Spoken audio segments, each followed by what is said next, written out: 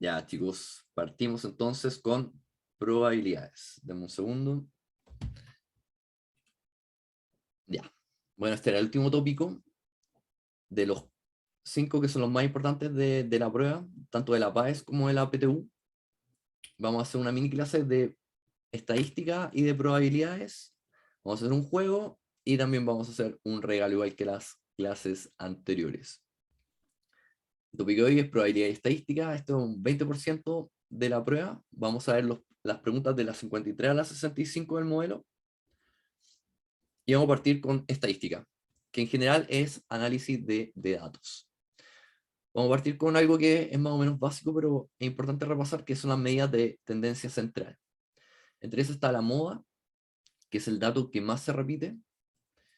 La media, que no hay que confundirla con la mediana, que es el promedio de los datos, y que se hace sumando todos los datos y dividiéndolos por el total de datos.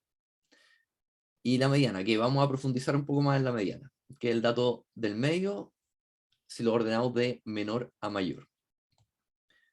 Y estos tres datos cambian si están en datos sueltos o están en tabla. Se analizan de distintas formas. La mediana es buscar el dato central. Pero aquí va a cambiar un poco si el total de datos es impar o es par. Por ejemplo, en este caso, cuando el total de datos es impar, la mediana es un término solamente. Y esto se calcularía así, como n, que es el total de datos, más 1 partido 2. Ese sería el dato que voy a buscar. Me da la posición esta fórmula. Y en este caso, que son tres datos, sería 3 más 1, 4, y dividido 2 nos da 2. Que en el fondo es el segundo dato, el que voy a buscar. Y el segundo dato acá era el 5. Y también tendríamos cuando el total de datos es par. En este caso, si fijan, los datos centrales van a ser 2. El 5 y el 7. Y en estos casos se promedian los datos. Si yo promedio el 5 y el 7, me va a dar el 6. Pero acá, como son dos datos, la fórmula para sacar qué dato es el número, en qué posición está, sería n partido 2. Ese sería uno de los datos. Y el otro sería n partido 2 más el siguiente, más 1. En este caso son 4 datos, así que buscaría el segundo. Y si busco el segundo, también tengo que buscar el tercero. Así que ahí estaría la mediana. Y bueno, como les había dicho, esto cambia si los datos están sueltos o los datos están en tabla. Si los datos están sueltos, se van a ordenar de menor a mayor y vamos a buscar el dato o los dos datos centrales. Si los datos están en tabla, lo que vamos a hacer es sacar la frecuencia acumulada. Y en la frecuencia acumulada vamos a buscar el dato central o los dos datos centrales. Y recordar que cuando son impares es solamente un dato, que sería el n más 1 partido 2. Y cuando son pares se buscan dos datos, el n partido 2 y el n partido 2 más 1. Por el fondo hay que tener presente que cuando es impar nos va a dar 1 y vamos a buscar ese dato al medio, y cuando es par van a ser 2. Aunque normalmente, aunque sean pares, igual caen en el mismo número. Por ejemplo, acá dice, en la siguiente tabla se muestra la distribución de las edades en años de un grupo de niños. Y nos piden cuál es la mediana de la edad. Acá, cuando tengamos los datos en tabla, vamos a sacar la frecuencia acumulada. La frecuencia acumulada, y en este caso sería 5, 5 más 6, 11, 11 más 9, 20, y 20 más 3, 23. Así que acá también se puede ver que el total de datos es 23. Ya, chicos, los datos son impares y van a tener 30 segundos para sacar la respuesta. Y la revisamos. Hay que sacar la mediana.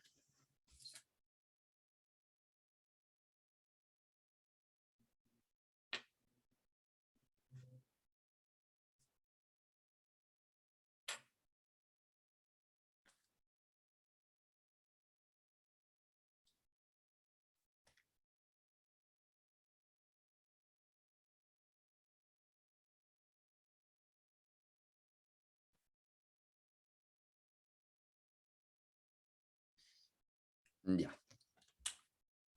Vamos a ver. Ya. 4 años según Diego. Vamos a ver. En este caso, son 23 datos. Yo podría... dame un segundo. Son 23 datos y yo podría, en estos 23 datos, sacar cuál es la mitad. Como es un dato impar, va a ser 23 más 1 partido 2. Y esos 24 partido 2 es 12. Así que voy a buscar el 12º dato. Esto me va a entregar la posición. Así que voy a buscar el 12º dato y eso lo busco en la frecuencia acumulada. Aquí está hasta el dato quinto. Aquí hasta el 11º. Y aquí hasta el 20º. Así que acá está el 12º dato. Entonces, la edad, justamente como decía Diego, es 4. Bien. Otra cosa que tienen que tener claro es que la respuesta va a estar acá, en las edades. ¿Ya? No puede ser que esté aquí en la frecuencia. Así que ahí pueden descartar al tiro el 9, el 7,5, porque tiene que ser o 4, y en este caso podría ser el 3,5 si se hubiese promediado el 3 con el 4. Pero eso se busca acá la respuesta en la edad. Sigamos.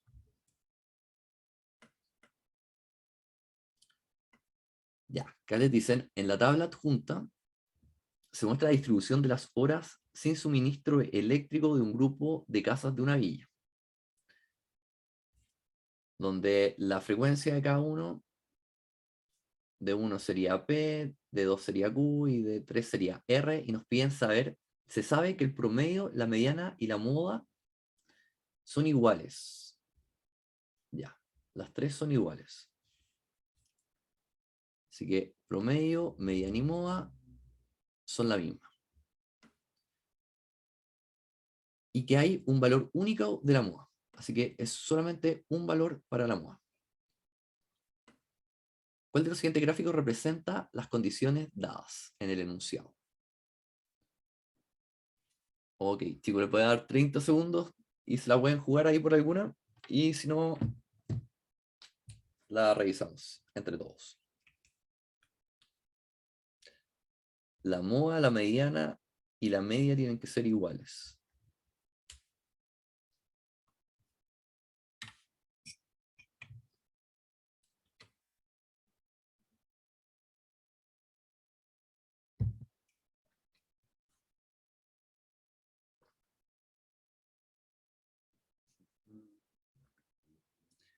Vamos a revisarlo. Vamos a revisar. Y nos dicen que la moda es un valor único. Ya con eso nos podemos empezar a descartar algunas. La primera, hay 3 modas. Todas tienen el mismo valor. ¿Ya? Esa está, la A estaría descartada, así que estaría descartada ahí. Porque la moda es única. Aunque las otras alternativas podían dar. La B sí la moda es única, porque sería esta. En la C tenemos 2 modas. Así que esa también es descartable. Y la última también tiene una moda, así que esa también podría ser. Esta tiene una moda, así que podría ser la B o la D. Además nos dicen que el promedio y la mediana son iguales a la moda. El promedio, bueno, es sacar el promedio de las notas. Si esta cosa es simétrica, entonces el promedio va a ser el dato de al medio.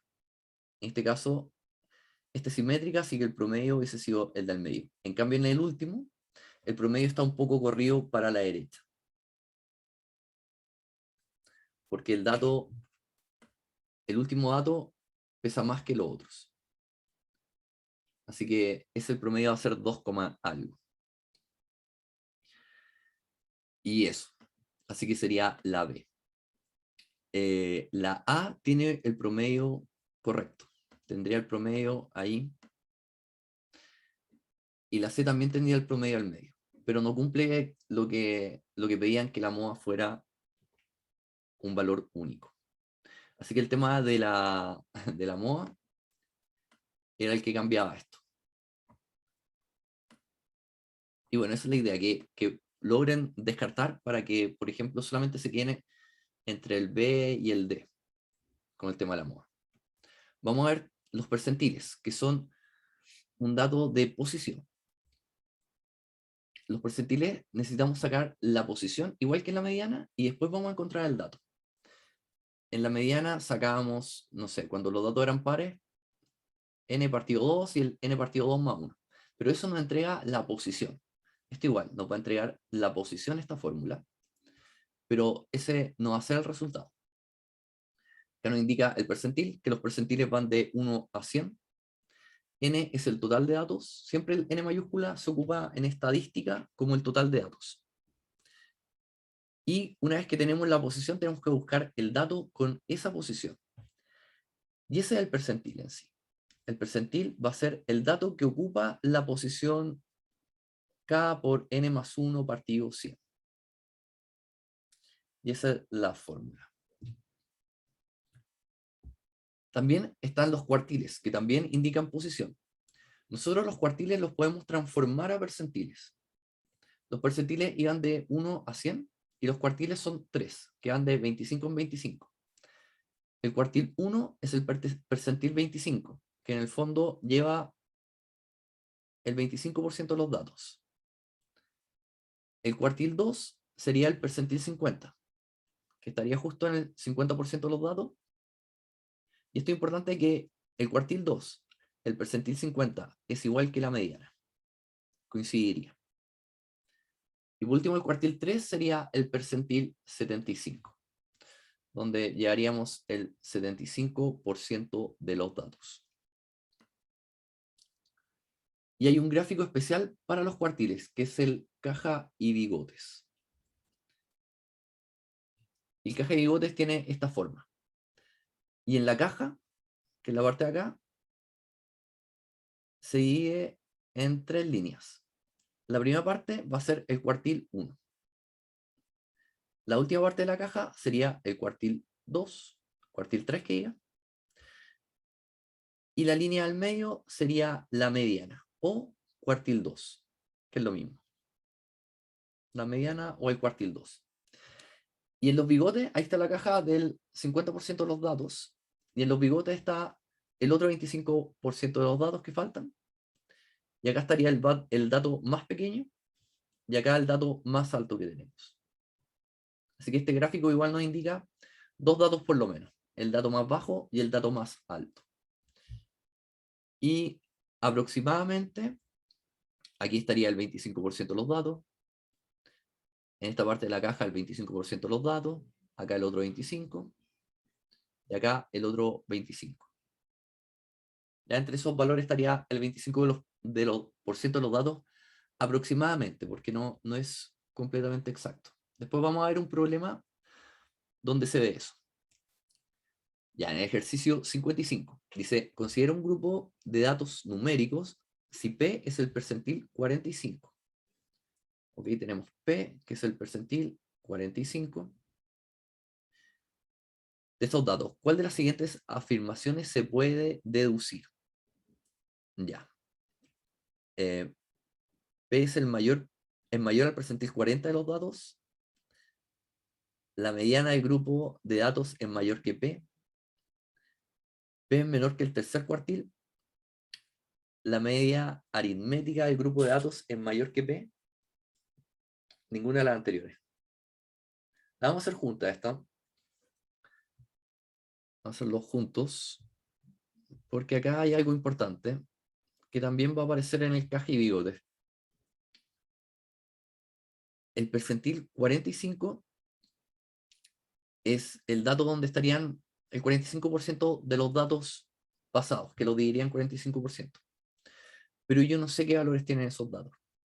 De hecho, hay que pensar que los datos podrían ser el mismo dato todo el rato. 2, 2, 2, 2, 2. Y el percentil 45 va a ser 2. pero también va a ser la mediana 2, también la media aritmética va a ser 2, el promedio va a ser 2, el percentil 1 también va a ser 2. Ya este es un caso particular. Así que, por ejemplo, el A, que te dicen que el percentil P es mayor que el percentil 40 de estos datos, la lógica nos diría que sí, que este debería estar después. Pero esto es mayor o igual, podría ser igual. Así que si te dicen que es mayor, esto estaría malo, porque la palabra exacta es podría ser mayor, o te podrían decir mayor o igual. Ahí estaría correcto. Por si dicen que es mayor, no, no es mayor. Después dicen, la mediana del grupo de datos es mayor que P, pasa lo mismo. La mediana, que es el percentil 50, podría ser mayor, pero también podría ser igual. Es lo mismo que en la alternativa anterior. Puede ser mayor o igual. Así que estaría mala. P es menor que el tercer cuartil. El tercer cuartil era el percentil 75. Está más alejado todavía que la mediana. Pero aún así, podría ser igual. Hecho abajo está el ejemplo de que es igual. Si todos los datos son iguales, sería igual. Y el último dice, la media aritmética del grupo de datos es mayor que P. Podría ser como no podría ser. Y en este caso, sea que no es. Así que no es ninguna en realidad. Aunque pareciera que están todas buenas, en realidad están todas malas. A todas les falta decir que puede ser mayor o igual, o menor o igual. Y la única que no se puede saber certeza de nada es la media aritmética. De esta sí que no puedo saber. Porque puedo tener que todos los datos son 2 y puedo tener que un dato es menos 1000. Y eso va a correr la media muy para abajo. O por el contrario, puedo tener un dato que sea 1.000.000. Y eso va a correr la media muy para arriba. Así que, ¿qué hay que quedarse de este ejemplo? Con esto. De que los datos pueden ser menores, pero también pueden ser iguales. Entre los percentiles más bajos. Vamos a seguir. Ya, acá dice, en la tabla adjunta se muestra la distribución de ingresos de promedio, del ingreso promedio familiar, IPF, de un grupo de familias en una pequeña localidad en la que el IPF se calcula como el ingreso total de la familia dividido por el número de integrantes. Y ahí estaría la tabla. Nos dicen, para una familia de n integrantes, ¿ok? Son n integrantes, con un ingreso de 300.000. Ya, 300.000 es el ingreso de la familia. ¿Qué condición debe cumplir n para asegurar que IPF de esta familia pertenezca al intervalo en el cual está el percentil 50? O sea, vamos a sacar la mediana. Percentil 50 en la mediana. Ya lo vamos a avanzar un poco juntos. Y después les voy a dar un tiempo para que lo hagan. Tenemos que sacar la mediana. Los datos están en tabla. Así que si vamos a sacar la mediana en datos que están en tabla, vamos a sacar la frecuencia acumulada. Vamos a sacar la frecuencia acumulada. El F mayúscula. El primero es 100, se copia el mismo dato. Y en el segundo ya voy sumando todos los datos que están para arriba. Acá sería 170. Después más 50 sería 220. Después más 20 sería 240. Y más 10 sería 250. Y 250 sería el total de datos. Nosotros queremos la mediana. Estos datos son pares, pero acá se van a dar cuenta que cuando son muchos datos, al final van a caer los dos datos que son del grupo de los pares, va a caer en el mismo intervalo. Si tengo 250 dividido 2, voy a buscar el dato 125. Esa es la posición. Y también voy a buscar el dato 126, ya porque es un promedio de los dos. Pero si se fijan, el dato 125 y el 126, que es lo más común, cae en el mismo intervalo, aquí.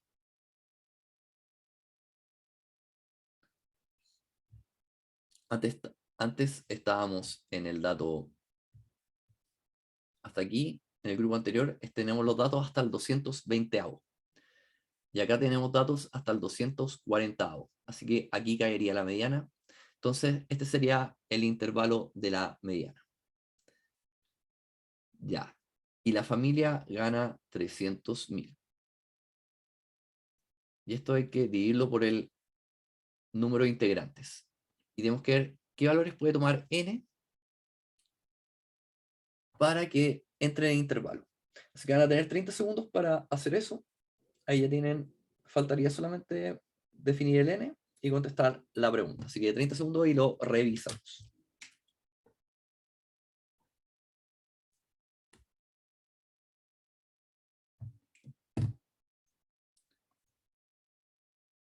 Em,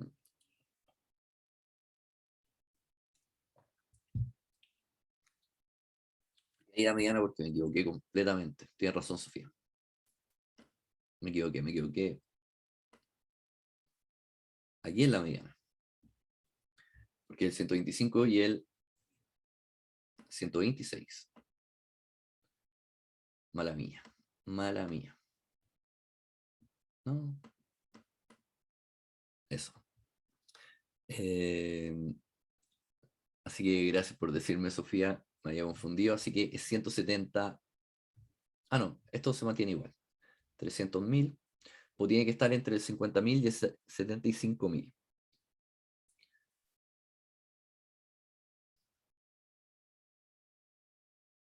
Así que ahí está. Me confundí. I'm sorry. Lo confundí con 225 y 226. Ya. Ya pues, muy bien. Otra cosa que tenemos que ver es que acá eh, involucra al 50.000. Puede tomar el valor 50.000. Por ejemplo, si el n fuera 6, el 300.000 menos partido 6 nos daría 50.000. Y el 50.000 sí entra. Así que los que tengan 6 estarían bien. Por ejemplo, el B y el C. También tenemos el 75.000. Si n es 4, nos daría 300.000 dividido 4, que es efectivamente 75.000. Pero acá hay que tener ojo de que el 75.000 no lo incluye. Cuando tiene el corchete para afuera es que no lo incluye. Si aparece un 75.000, entraría a este grupo, que es el de abajo. Así que nos sirve el n cuando es 5 o cuando es 6.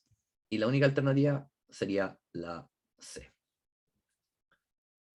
Así que estás bien, Diego. Y Solange me dijo la posición. Sí, me había equivocado. Ya, chicos, sigamos. Muy bien por darse cuenta del error. Están atentos, eso es muy bueno. Ya, el diagrama de cajón adjunto representa la distribución de las edades de un grupo de personas. Ok. Este es el de caja y gote.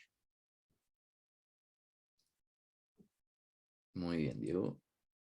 El de caja y gotes, acá tenemos el cuartil 1, el cuartil 3 y acá la mediana o cuartil 2. Así que tenemos algunos valores. También tenemos un dato exacto, que es el dato mínimo. Este es el mínimo. Y también tenemos un dato exacto que es el máximo. Los vamos a ir leyendo y vamos a ver cuáles están correctas. Te lo vamos a hacer juntos de nuevo. Nos dicen que las personas menores de 13 años, junto a las mayores de 18, equivalen a un 50% del grupo.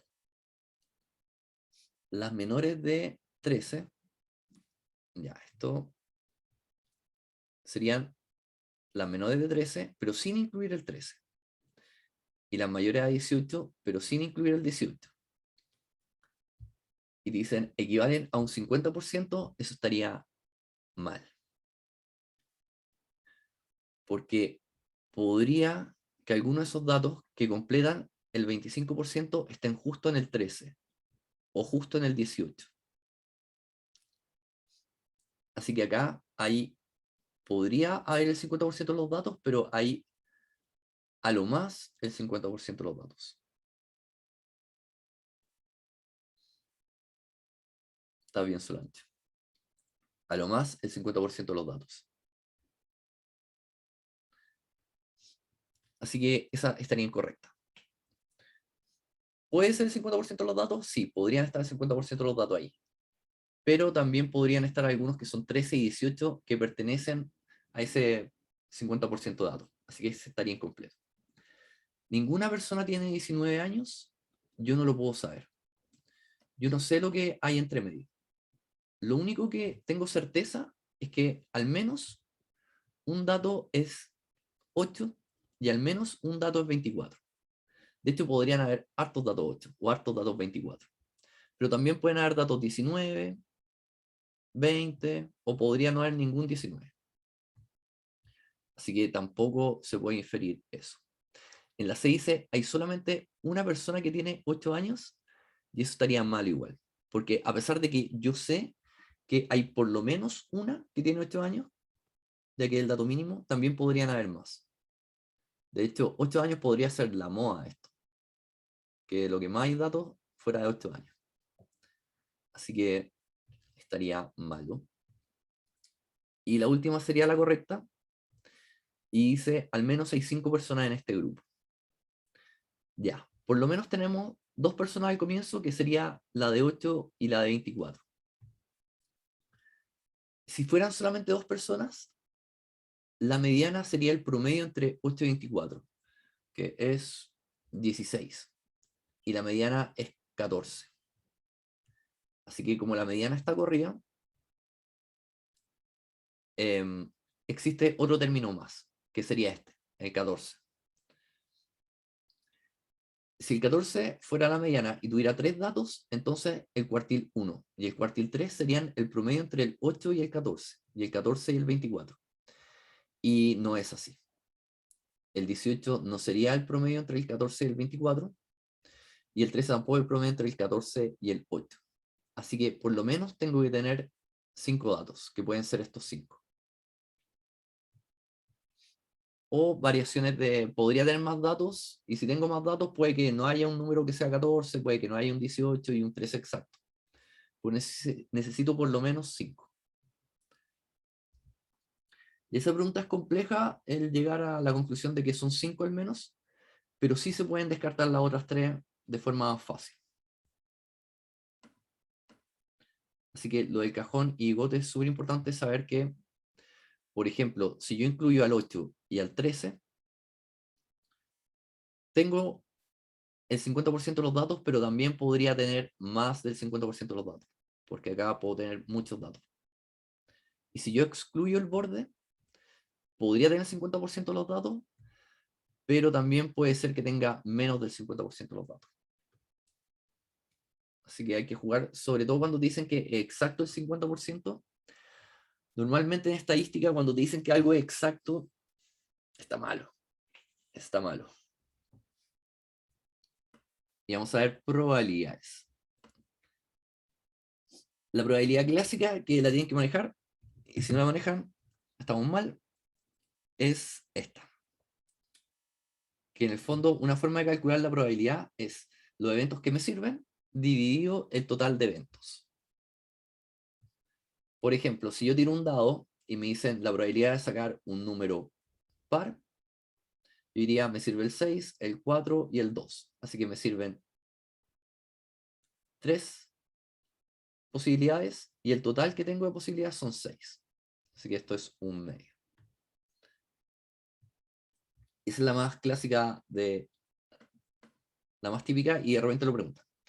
Una cosa importante, las probabilidades van entre 0 y 1. Y bueno, pueden tomar el valor 0 y 1. También podemos ver las probabilidades en porcentaje multiplicándolas por 100. Y ahí es más reconocible para uno saber que una probabilidad va entre 0%, que es imposible, y 100%, que es totalmente cierto. Pero el 1 hace referencia a lo mismo. Si te dicen 1, eso es un evento cierto. El 100% de ocurrencia. Y cuando te piden la probabilidad de que no ocurra A, sería 1 menos la probabilidad de A, que en porcentaje sería 100% menos el porcentaje que fuera A. Por ejemplo, acá me dio un medio. Esto es lo mismo que 0,5 y eso es lo mismo que se puede escribir como 50%.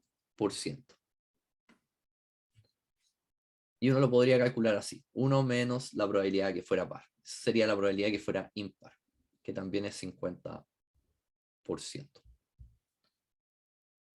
Vamos a seguir. Y tenemos un problema.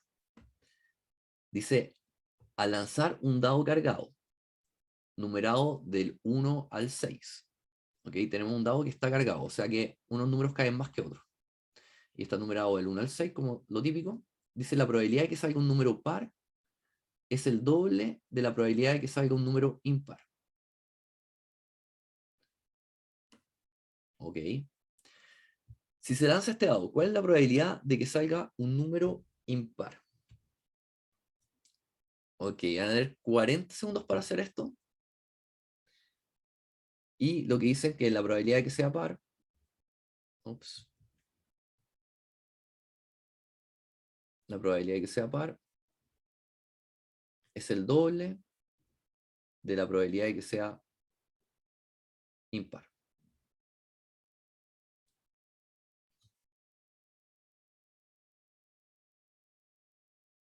Eso. Así que traten de hacerlo y lo revisamos.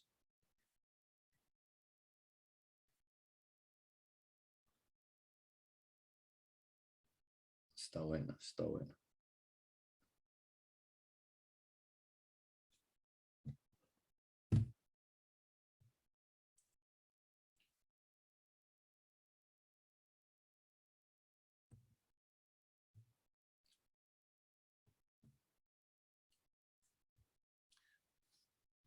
Sí, está bien, Diego.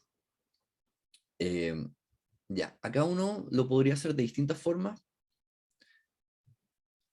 y se podría complicar un poco la vida con esto haciéndolo de otra forma, pero en el fondo tenemos dos cosas, o es par o es impar.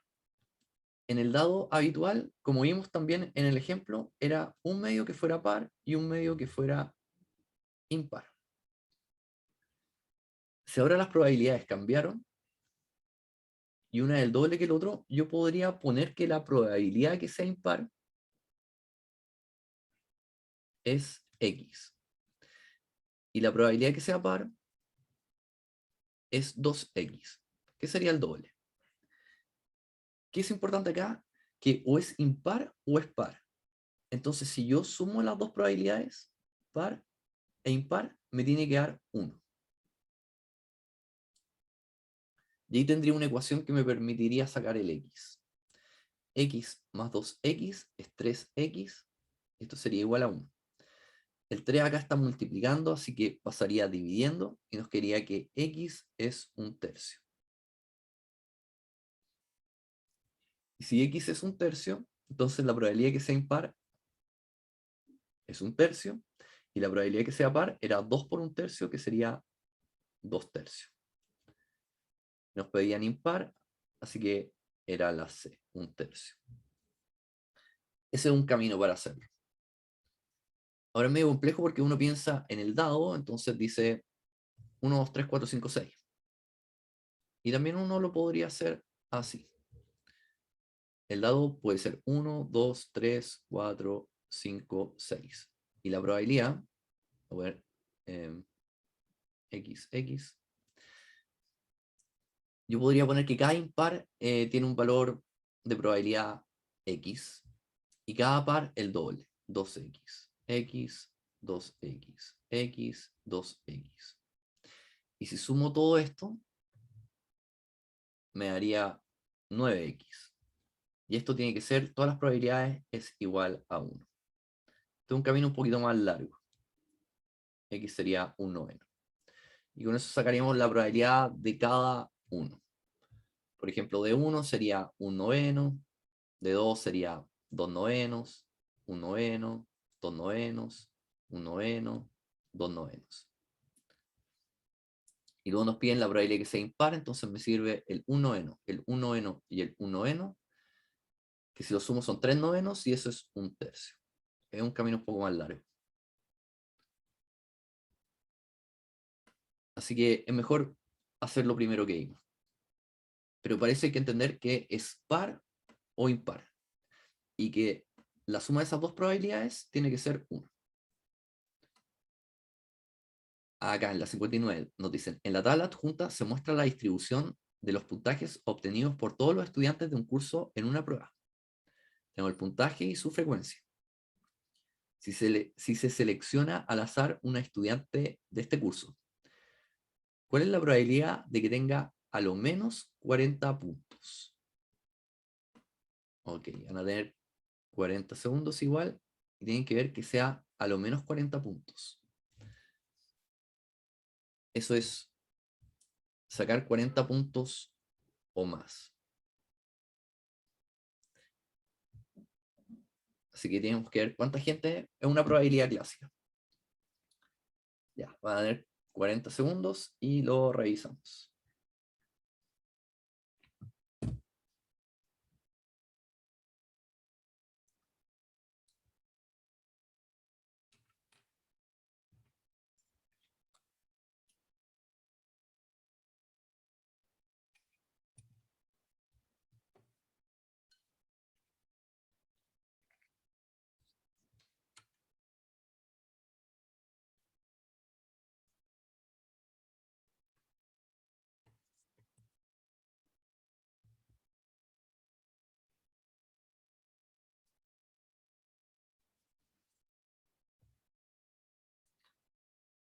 Ya, lo vamos a revisar. Tenemos que ver cuánta gente es una probabilidad clásica.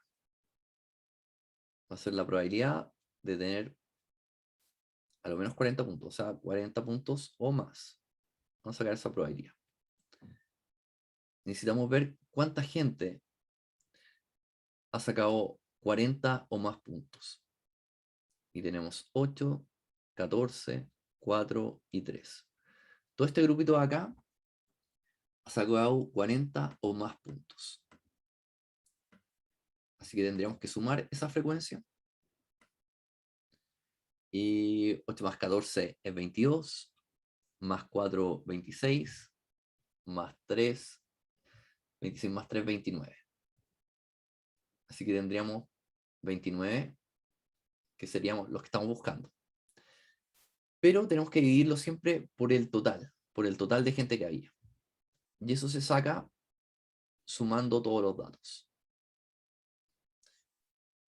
Ya teníamos 29 acá, le sumamos 10, es 39, más 4, más 4, 43, más 2, 45. El total de datos es 45, o la frecuencia total es 45, o el n mayúscula es 45. Así que esto sería 29 partido 45. Que 29 es primo, así que no se puede simplificar más. Y estaría la respuesta ahí, 29 partido 45.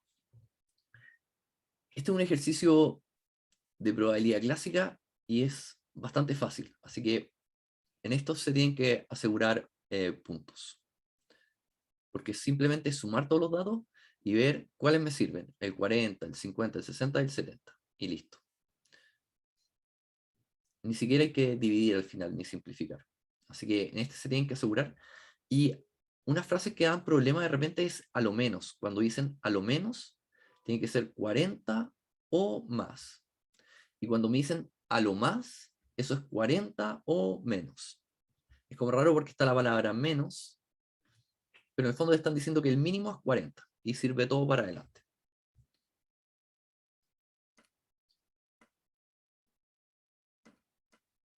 Vamos a seguir y vamos a ver probabilidades de eventos independientes. ¿Cuáles son eventos independientes? Por ejemplo, la probabilidad de que ocurra A y B sigue esta fórmula. Esta es una intersección y normalmente está asociada a la letra I. Probabilidad de que ocurra A y B. Esta es la probabilidad de que ocurra A por la probabilidad de que ocurra B. Esto se ocupa y los eventos son independientes cuando lo que pasa en A no afecta a lo que pasa en B y viceversa. Por ejemplo, tirar un dado y después tirar una moneda. Estos son eventos independientes. Si me dicen sacar un 6 en el dado, va a ser un sexto. Y sacar una cara en una moneda va a ser un medio.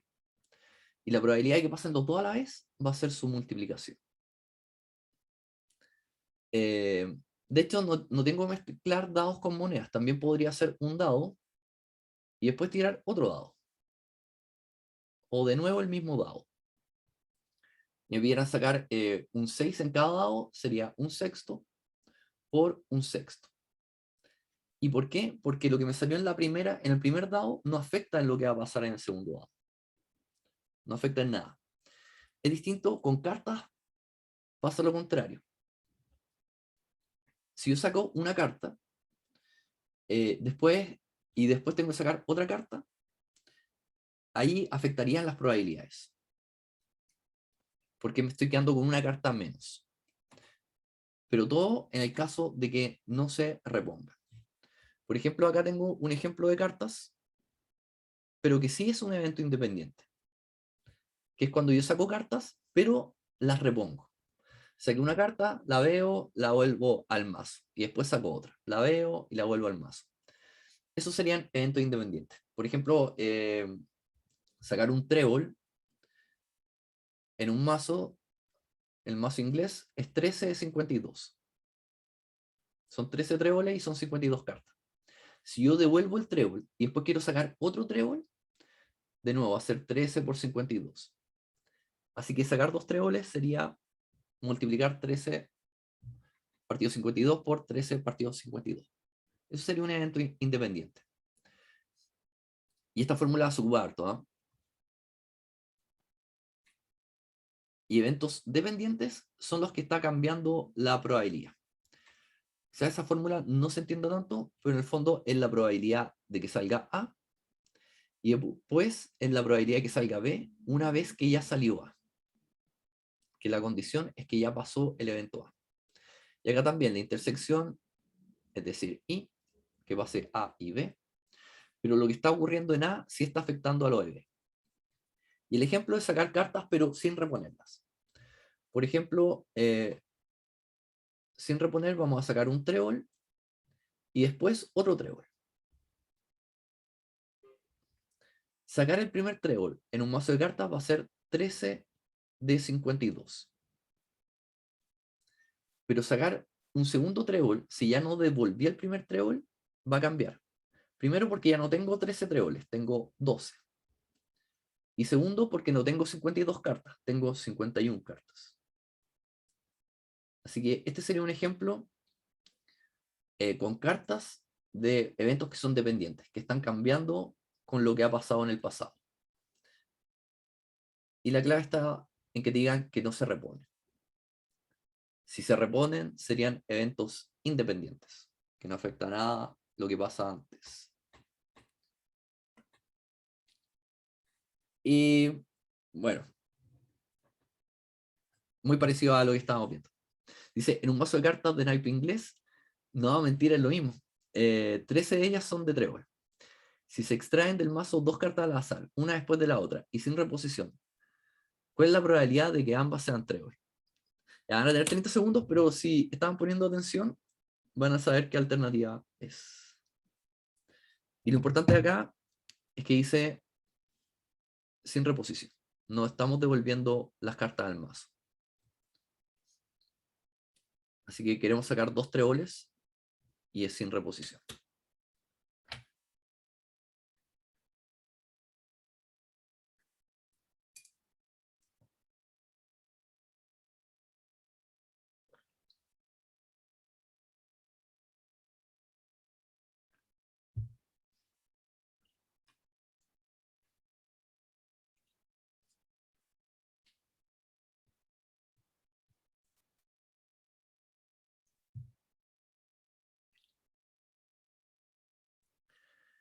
Ya la tienen. Era el mismo ejemplo antes. Tengo que hacer un trébol y nos dicen que son 13 tréboles y son 52 cartas. Así que sacar el primer trébol, la probabilidad es 13 de 52. Y si quiero sacar el otro trébol, pero me dicen que sin reposición, entonces ya no tengo la misma cantidad de cartas. Ahora no tengo 13 tréboles, sino que tengo 12. Y no tengo 52 cartas, sino que tengo 51. Así que sería eso. Bien, Diego, sí, es la A. Otra cosa es no confundirse el por con el más. El más normalmente se ocupa cuando yo ocupo la palabra o. Que pase esto o pase lo otro. Sacar un trébol o sacar un corazón. Cuando tengo os, se ocupa el más. Pero en general, casi siempre vamos a ocupar el por.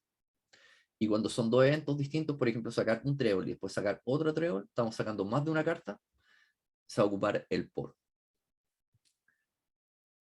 Si fuese, por ejemplo, trébol y no trébol, primero sacar un trébol y después sacar cualquier cosa menos trébol, sería 13 de 52.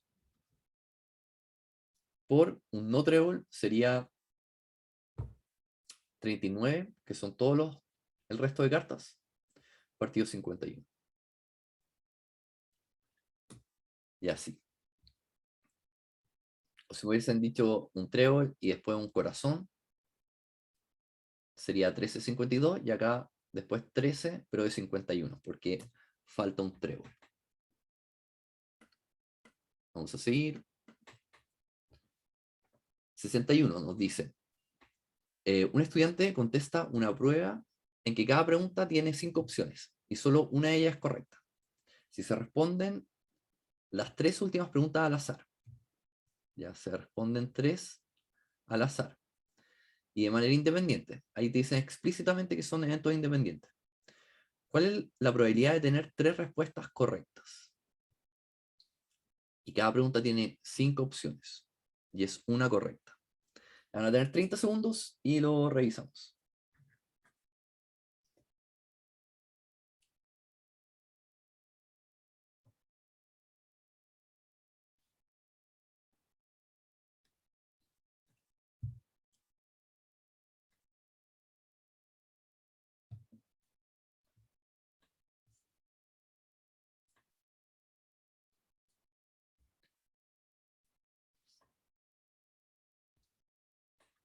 Son 3 preguntas. 1, 2 y 3. Son eventos independientes, así que lo que pasa en uno no va a afectar lo que pasa en otro. Y acá hay que ver cuál es la probabilidad de obtener una correcta. Solamente una correcta. La probabilidad de obtener una correcta, una alternativa correcta, es 1 entre 5, ya que es una buena entre 5 posibilidades. Si fuera un verdadero y falso, sería 1 entre 2. Y esta sería la primera pregunta. La segunda pregunta también sería 1 entre 5. Y la última también, 1 entre 5. Ya que lo que pasó en la primera no va a afectar en lo que pasó en la segunda. Y lo que pasó en la segunda tampoco afecta en lo que pasó en la tercera. Todos son eventos independientes. Sería un quinto por un quinto por un quinto, que eso es lo mismo que poner un quinto elevado a 3, que es la D. Es la respuesta D. Así que, ¿qué tienen que sacar? Sacar cuál es la probabilidad de obtener una alternativa buena, que es un quinto. Y luego, como tenemos 3 preguntas, se eleva a la cantidad de veces de preguntas buenas que quiero tener. Si quería tirar al azar 10 preguntas, sería un quinto elevado a 10, que son probabilidades bajitas de tener las 3 correctas. Ya, acá dicen, una pregunta dispone de 12 lápices de distintos colores. Tenemos 12 lápices de distintos colores. para dibujar un adorno que pegará en un muro. Este adorno estará formado por 8 cuadrados que están ahí dibujados, como se presenta en la siguiente figura. Cada cuadrado debe ser pintado con alguno de los lápices y 2 cuadrados seguidos no pueden ser pintados del mismo color. Ya, no puedo tener 2 cuadrados pintados del mismo color. Dice, ¿cuántos adornos distintos con las características antes mencionadas se pueden formar? Ok, tenemos 12 colores, 8 espacios, y no se puede repetir ninguno, no pueden quedar 2 colores iguales al lado. Y aquí la clave, la mejor forma de hacerlo, es decir, ¿cuántos colores puedo poner en el primer espacio? Y en el primer espacio puedo elegir cualquiera, 12 colores. Tengo 12 colores en el primer espacio, voy a escribir acá. En el segundo espacio, si elegí, por ejemplo, el rojo, ahora puedo elegir entre 11 colores solamente, ya que no puedo repetir el rojo que ya estaba. Así que acá sería 11. En el siguiente espacio no puedo repetir el naranjo, así que también tendría 11 colores. El siguiente tendría 11 colores de nuevo. Después 11 colores, y así. 11 colores en todo. Solamente en el primer espacio yo puedo elegir 12 colores. De hecho, esto podría estar todo el rato cambiando entre un color y otro. El rojo, naranjo, rojo, naranjo, rojo, naranjo. Y solamente el primer espacio tiene como libertad de cualquier color. Así que sería el primer espacio 12 por 11 elevado a 7, que sería la D. Bien, Diego. La D.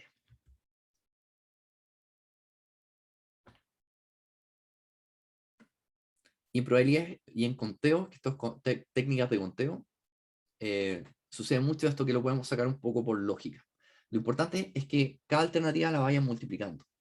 Igual que en la anterior, no podemos poner un quinto más un quinto más, no, es un quinto por un quinto por un quinto, ya que igual.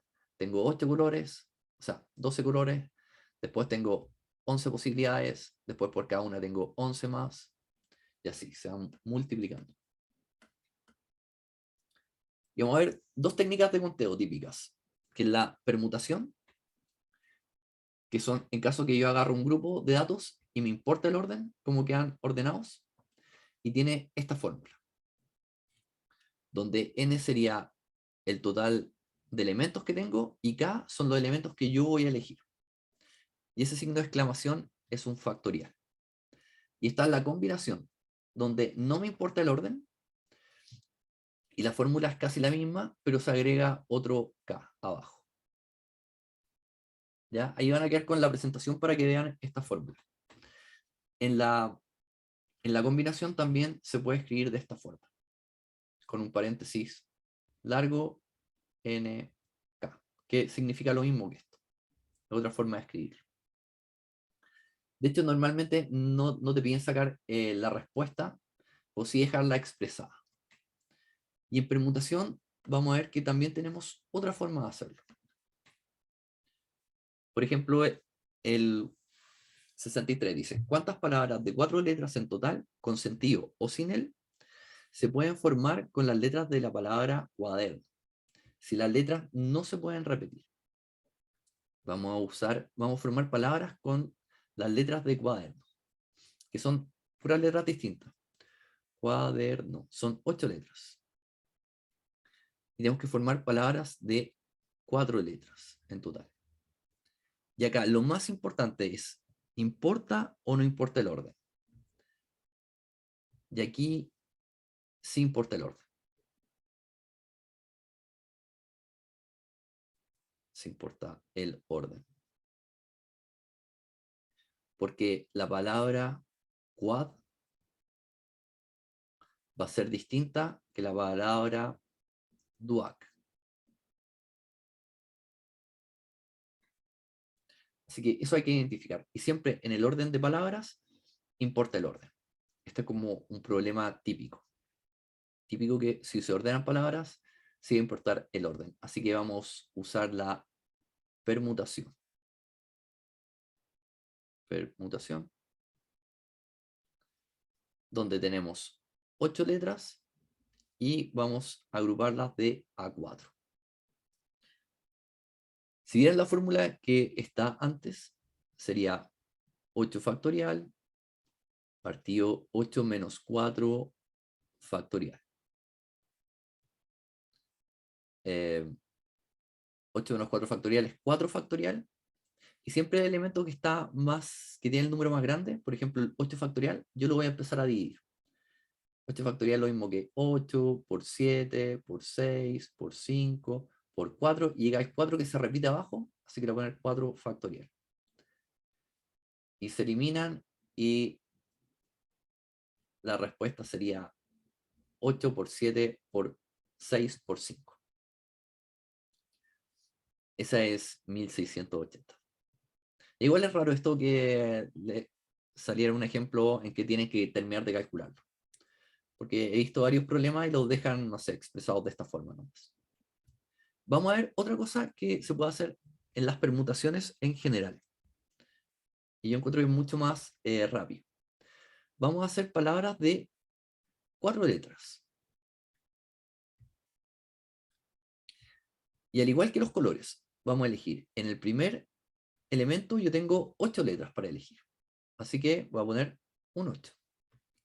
En el segundo espacio ya agoté una letra. Así que me quedan 7. En el siguiente espacio ya agoté 2 letras, me quedan 6. Y en el último ya agoté 3 letras y me quedarían 5. Así que esto es 8 por 7 por 6 por 5. Que es parecido a lo que hacía en las cajitas de colores. Que en el primer espacio tenía 12 para elegir y después iba bajando. Tenía 11 nomás porque no se podía repetir el anterior. Después tenía 11 porque no se podía repetir el anterior. Y esta es otra forma de sacar esto mismo sin aprenderse esta fórmula.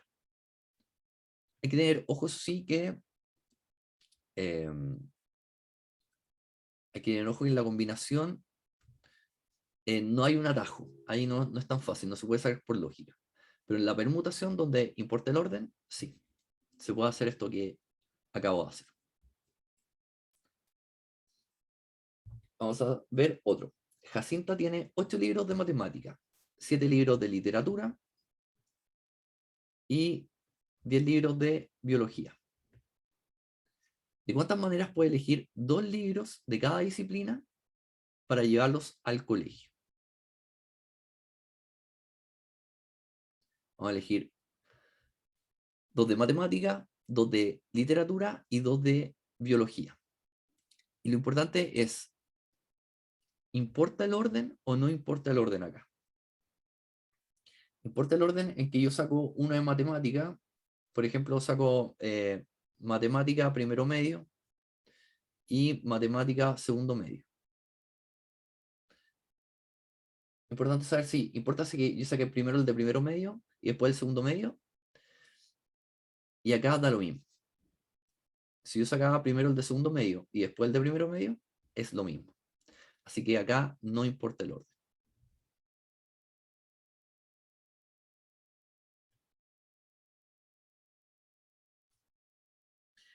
Y cuando no importa el orden, tenemos una combinatoria. Combinatoria. Eso. Y para que recuerden, la combinatoria también se puede escribir de esta forma. Un paréntesis que no tenga, no tiene esa línea, no es como una fracción, y tenga el número de elementos arriba y abajo el número de elementos que voy a elegir. Ya, acá. De matemática voy a elegir 8 de... Voy a elegir 2 de 8. Así que sería una combinatoria donde saco 2 y tengo 8 para elegir. De literatura, esto es matemática, literatura, tengo 7 y voy a elegir 2 igual. Y de biología, tengo 10 y voy a elegir 2.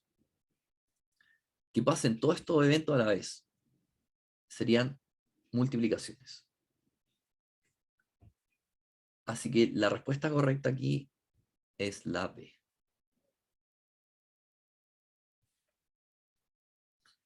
Esa sería la respuesta correcta. Son 3 combinaciones que tienen que pasar al mismo tiempo. Sacar 2 de matemática y 2 de literatura y 2 de biología. Y así se sacaría. Chicos. ¿Qué pasó? Ya, y nos quedaría el último. Dice, en la siguiente tabla se muestra la información sobre una muestra de datos, tal que m es un número real. M es un número real y nos dan intervalos. m-20 a m-10 y la frecuencia es n. m-10 a m y la frecuencia es n más 1. Y así. m más 10 y así tenemos distintas frecuencias. Las frecuencias están vinculadas a n y el intervalo lo están vinculando a m. Y nos piden determinar el valor exacto de m. Y en la primera nos dice, se sabe que m es igual a n. Y hay que ver si solo con eso lo puedo hacer. Y después nos dicen, se conoce la frecuencia del intervalo de mayor frecuencia. Y también hay que ver si solamente con la 2 se puede hacer. Van a tener 40 segundos y lo revisamos.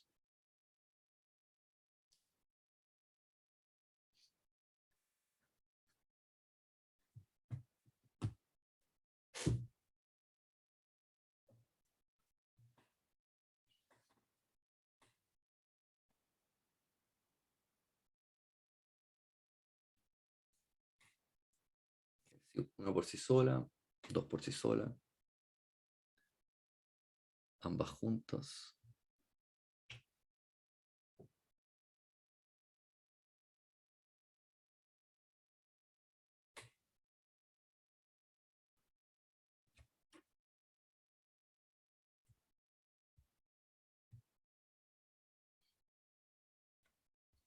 Ya, vamos a revisarlo.